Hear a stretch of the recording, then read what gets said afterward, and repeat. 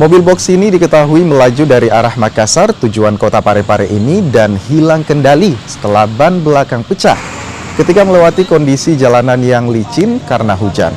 Akibatnya mobil oleng ke kanan hingga terguling ke badan jalan.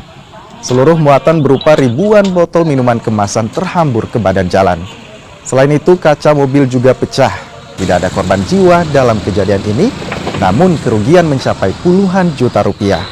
Sementara ribuan botol minuman yang tumpah ke jalan dievakuasi agar tidak mengganggu pengguna jalan lain. Cuaca hujan sehingga licin mengakibatkan ban belakang pecah. Akibat dari ban belakang pecah mengakibatkan mobil oleng ke kanan dan terbalik. Alhamdulillah untuk korban jiwa tidak ada, hanya kerusakan material saja. Berhubung karena mobil ini sementara mengangkut minuman semacam Yushi.